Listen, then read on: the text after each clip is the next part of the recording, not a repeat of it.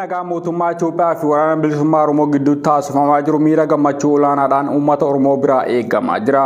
Waldaan abbootii Wallaggaa magaalaa Minisootaa mariin nagaa mootummaa Itoophiyaa fi waraana bilisummaa Oromoo gidduutti taasifamaa jiru kan deeggaran ta'uu yoo himan, dhaabbanni mirga namummaa falmu olaanis mariin nagaa kun labsamuun isaa gammachuu guddaadhas jedhee ture. Waldaan abbootii Wallaggaa kan Ameerikaa Minisootaa mariin nagaa mootummaa fi waraana bilisummaa Oromoo gidduutti ta'u uummata Oromoo bal'aa kan nagaa dhabeef jijjiirama akka fidu abdii qabnas jedhanii jiru. Marii kana eegaluudhaaf deeggarsa kan mirkaneessuudhaan qaamonni dhimmi ilaallatu marii kana haala amanamummaa fi iftoomina qabuun akka gaggeessan kan gaafatan ta'us ibsanii jiru. Haala kanaan uummanni keenya hundi gareewwanii fi paartiileen siyaasaa Oromoo hundi marii kanaaf deeggarsa akka gootan kabajaan gaafannas jedhan. Kana malees waldaan abbootii Wallaggaa mootummaan hidhamtoota siyaasaa hunda gadi lakkisuudhaan ciminaa fi kutannoo isaa akka agarsiisu waamicha dhiyeessee jira. Dhumarrattis waldichi mootummaa Tanzaaniyaa fi qaamota marii kan akka gaggeeffamu taasisan hundaa kan galateeffatu ta'us ibsee jira. Gama kaanis dhiyeenya kana ji'a gurraandhalaa keessa oollaa fi hawaasni diyaaspooraa Oromoo hundi xaalayaa banaa qaamota lameeniif erganiin gara miinjalaatti dhufuudhaan marii akka gaggeessan gaafatanii turan. Kanuma waliin dhaabbileen mirga namummaa falman oolaa fi World Beyond War kan jedhaman qaamonni lamaan marii nagaatti seenuun adeemsa dheeraa fi ulfaataa gaafata jechuudhaan murtee yeroo ammaa irraa gahame tarkaanfii jalqabaa qofa akka ta'e hawaasni beekuu qabas jedhee jira. Kana malees oolaan qaamoleen marii kana irratti hirmaatan hundinuu fi qaamonni wal waraanaa jiran hundi maricha keessatti akka hirmaatanii fi yookiin immoo qaamonni hirmaachuu hin dandeenye ammoo murtee irra gahame akka fudhatan ta'uu mirkaneessuu barbaachisaa akka ta'es ibsee jira. Dubbii himaan waraana bilisummaa Oromoo idil addunyaa obbo Odaa Tarbii gama isaatiin marii Tanzaaniyaa keessatti gaggeeffamaa jiru ilaalchisee odeeffannoon sobaa miidiyaalee hawaasaa irratti naanna'aa tureeras jedhe. Odeeffannoo sirrii argachuufis maddeen oduu keenya kan sirrii qofa akka hordoftanii fi isa irratti akka hirkattan dhaamnas jedhee jira. Akkasumas milkaa'inni marii kanaa Itoophiyaa qofa osoo hin taane gaanfa Afrikaatti boqonnaa haaraa uuma jedhamee eegamaa jira.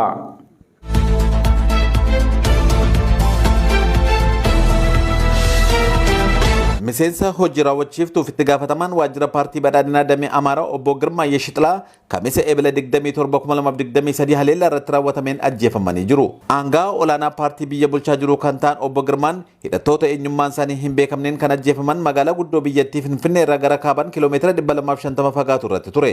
Obbo Girmaan miseensa hojii raawwachiiftuu paartii biyya bulchuu paartii badhaadhinaa fi sadarkaa itti aanaa pireezidaantii naannoo Amaaraa turan. Obbo Girmaa Yeshixilaa kan ajjeefaman naannoo Amaaraa godina Shawaa Kaabaatti yoo ta'u guyyoota muraasa dura magaalaa guddoo godinaa kan taate Dabra Birhaan keessatti hojiiwwan misoomaa garaagaraa daawwachaa turanii jiru. Obbo Girmaa irratti haleellaan raawwatamuudhaan kan ajjeefaman naannoodhuma Amaaraa keessatti yoo ta'u bakka dhaloota isaanii Mahal Meedaa deemanii osoo deebi'aa jiranii akka ta'etu himame. Naannoon Amaaraa ibsa baaseen akka hubachiisetti haleellaan raawwatame kun obbo Girmaa Yeshixilaa fi eegdota dhuunfaa isaanii dabalatee maatii isaanii irratti kan raawwatame ta'us ibsee jira. Akka odeeffannoo BBC'n afaan Amaaraa jiraattota naannoo sanarraa argadhe jedhee gabaasetti erga haleellaan kun raawwatameen booda lubbuu namoota miidhamanii oolchuudhaaf helikoophteraan kan fudhataman ta'us ibsee jira. Haleellaa kamisa kaleessaa waaree booda raawwatame kanaan obbo Girmaa Yeshixilaa fi namoonni biroo 4 kan ajjeefaman yoo ta'u muummicha ministeera Abiyyi Ahmed dabalatee aangawoonni olaanoon ibsa gaddaa baasanii jiru. Akkuma kanas mootummaa naannoo Amaaraa waajjira kominikeeshinii mootummaa akkasumas aangawoonni naannolee garaagaraa ajjecha aangawa olaanaa kanarratti raawwatame balaaleffachuudhaan ibsa gaddaa baasanii jiru. Ajjecha obbo Girmaa Yeshixilaa irratti raawwatameef qaamni itti gaafatamummaa fudhate kan kallattiidhaan maqaan eerame hin jiru. Haa ta'u malee naannoon Amaaraaf mootummaan federaalaa ajjecha qondaala kanaatiif humnootii seeraan alaa finxaaliyyii jedhaniin yoo komatan garuu humnootiin kunneen eenyu akka ta'an maqaa hin eerin jiru. Ajjecha obbo Girmaa Yeshixilaa irratti raawwate ilaalchisuudhaan naannoon Amaaraa ibsa baaseen qondaalli kun humnoota sirna hin qabneen kan ajjeefaman ta'us eeree jira. Qondaalonni olaanoo naannichaa kana dura ibsa kennaa turan keessatti faannoo fi kanneen maqaa faannoon hidhatanii socho'an humnoota alidilee yookaan finxaaliyyii jedhanii waamaa kan turan ta'uunis ni beekama. Pireezidaantiin duraanii naannoo Amaaraa fi Daayirektarri olaanaa tajaajila nageenyaaf tika biyyaalessaa obbo Tamasgen Xurunaa waggaa darbee TV faanaa irratti akka dubbatanitti gareen alidilee kun gosaa fi amala adda addaa kan qabu ta'uu dubbatanii turan. Muummichi ministeera Abiyyi Ahmed ajjeefamuu obbo Girmaa Yeshixilaa yeroo ibsanitti aangawaan kun kan ajjeefaman yaada addaa waan qabaniif akka ta'es eeranii jiru. Muummichi ministeera Abiyyi Ahmed ibsa isaanii kana keessatti obbo Girmaan kan ajjeefaman haleellaa fokkisaa nama qaaneessuu fi gooltuu fi finxaaleeyyii yaada keenyarraa adda ta'een ajjeefaman jechuunis ibsanii jiru. Ajjecha aangawaa mootummaa kanaan wal qabatee miidiyaa Itiyoo 60 jedhamu dabalatee rogeeyyoonni finxaaleeyyii Amaaraa tokko tokko fuula miidiyaa isaanii gubbaa irratti ergaa doorsisaa dabarsaa kan turan ta'uun ni yaadatama.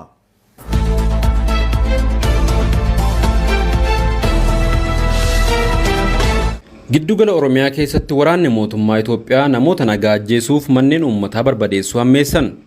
Giddugala Oromiyaa bakkeewwan hedduu keessatti waraanni mootummaa Itoophiyaa namoota nagaa ajjeesuu, qabeenya hawaasaa saamuuf abiddaan barbadeessuu hammeessanii jiraachuun gabaafame.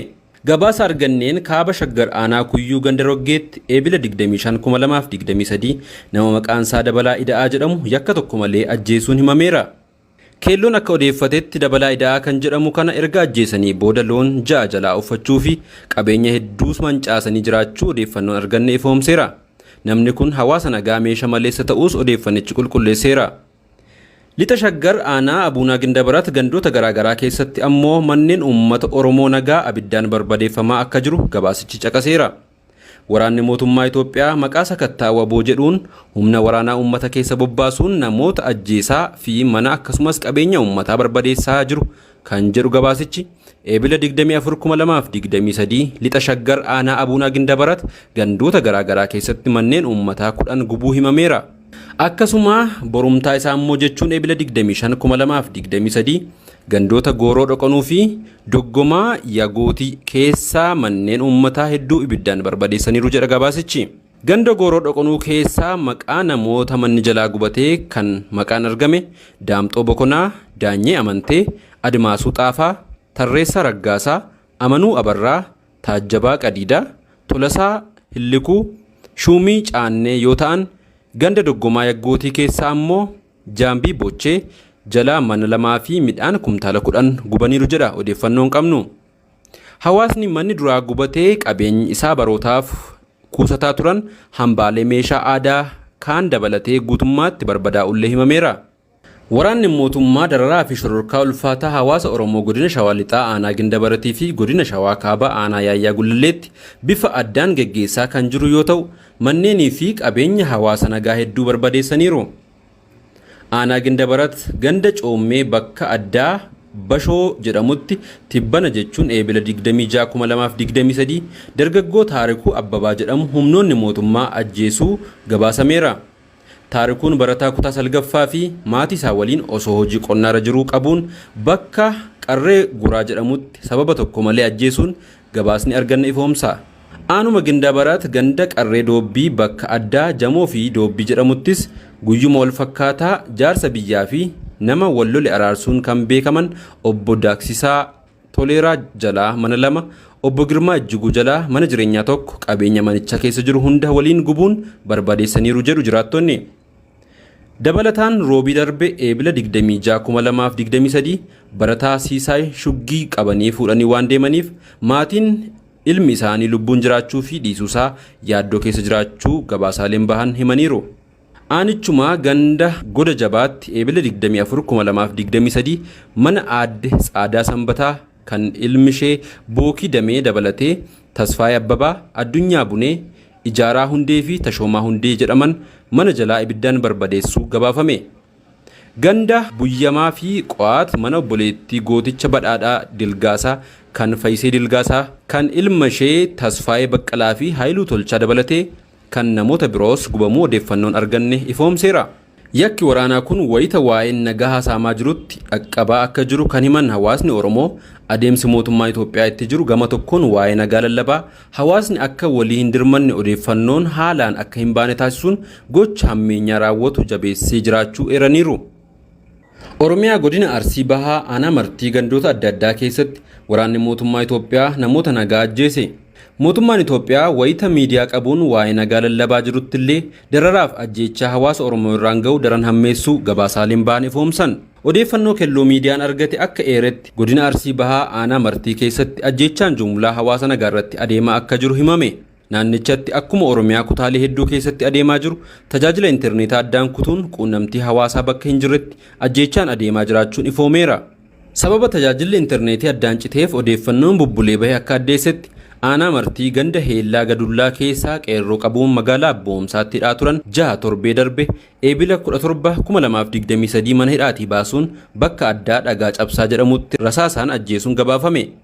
Ajjeechaa kanas caasaaleen mootummaa raawwachuu gabaasichi ibse.